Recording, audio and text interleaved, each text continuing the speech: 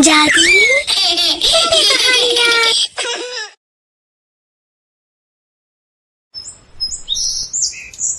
सहारनपुर नाम के एक छोटे से गांव में काइनो अपनी माँ और छोटी बहन काव्या के साथ रहती थी। काइनो के पिताजी का निधन कुछ समय पहले हो गया था। पहले तो काइनो की माँ घर का काम करके किसी तरह अपने बच्चों का पालन पोषण करती थी, लेकिन अब वो बीमार रहने लगी। काइनो बहुत अच्छी मेहंदी लगाती थी, इसीलिए अब त्योहार और शादी में मेहंदी लगाकर किसी तरह अपने परिवार का गुजारा कर रही थी।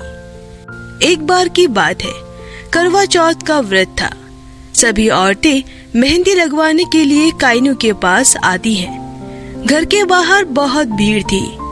काइनो एक औरत को मेहंदी लगा रही थी कि तभी दूसरी औरत कहती है, तुम्हारे पास तो बहुत भीड़ है काइनो, मेरा नंबर कब तक आएगा?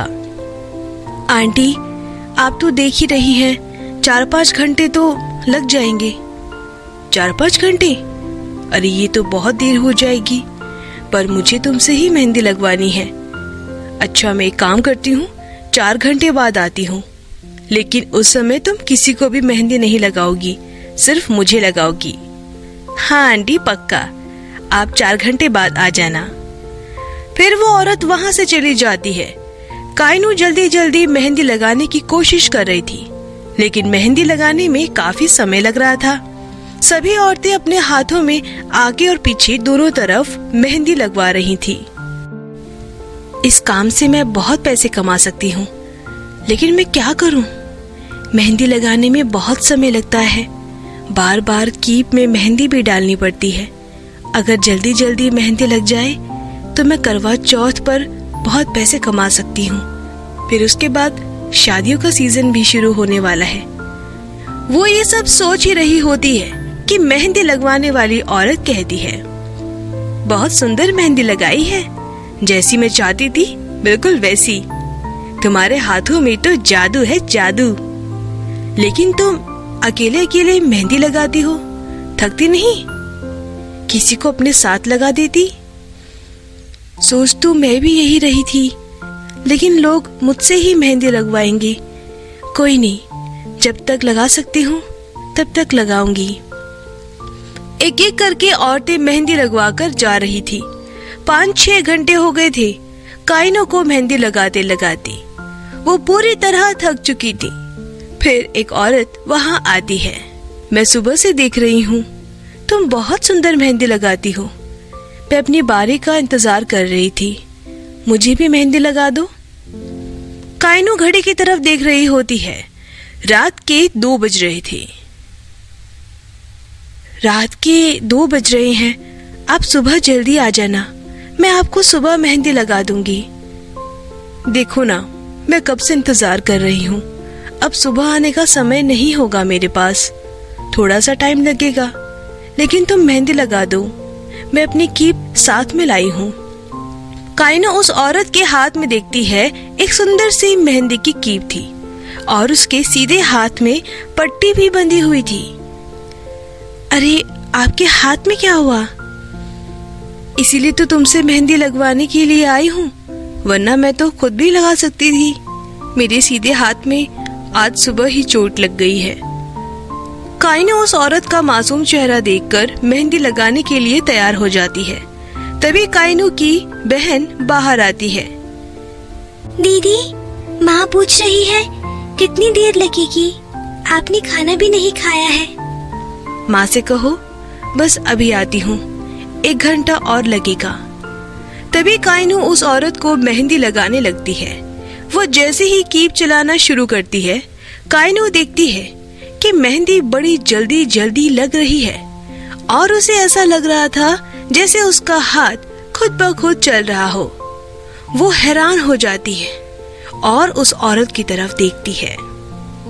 मैं जानती हूँ कि तुम्हारे मन में क्या चल रहा है, पर तुम बहुत सुंदर डिजाइन बनाती हो। मुझे लग रहा है कि तुम्हें इस कीप की बहुत जरूरत है। मैं आपसे यही पूछने वाली थी कि मेहंदी की कीप खुद ब खुद चल रही है। मैं देख रही हूँ कि सुबह से तुम मेहंदी लगाए जा रही हो, ना तुमने खाना पीना खाया है ना कुछ। तुम्हारे घर को देखकर लग रहा है कि तुम्हारी आर्थिक स्थिति बहुत खराब है, इसीलिए मैं ये मेहंदी की कीप तुम्हें देती हूँ। अरे नहीं नहीं, मेरे पास तो मेहंदी भी है और कीप भी। तभी वो औरत खड़ी होती है और काइनू को कीप देकर कहती है, ये कोई ऐसी वैसी मेहंदी नहीं है, ये जादुई मेहंदी है। इस कीप में तुम्हें मेहंदी डालने की कोई जरूरत नहीं पड़ेगी और तुम कम समय में ज्यादा मेहंदी लगा सकती हो। थोड़ा आगे जाकर वो औरत गायब हो जाती है। काइनू की आंखें फटी की फटी रह जाती है। फिर वो मेहंदी की कीप अंदर ले जाती है और देखती है कि उस औरत को मेहंदी लगाने के बाद भी कीप मेहंदी से भरी हुई है। तभी उसकी माँ कहती है, बेटी समय देख रही है, सुबह के 4 बज चुके हैं, कितनी मेहनत करती है तू। बहुत तेज भूख लगी है माँ, पहले खाना खा लेती हूँ, फिर मैं आपसे बात करने आऊंगी। काइनू जल्दी जल्दी खाना खाने लगती है, फिर अपनी माँ के पास बैठकर बोलती है, ये सीजन तो चल रहा है, जितना पैसा कमा सकती हूँ कमा लेते हैं, फिर कुछ कुछ लोग ही आते हैं मेहंदी लगवाने के लिए। काइनू की माँ अपनी बेटी के सर पर हाथ फिराने लगती है। काइनू अपनी माँ की गोद में सर रखकर सो जाती है।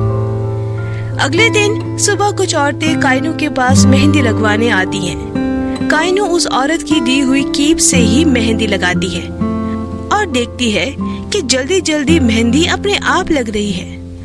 औरतें भी हैरान थी कि काइनू कितनी जल्दी मेहंदी लगा रही है। कितनी भली औरत थी, मुझे अपनी जादुई मेहंदी की कीप देकर चली गई।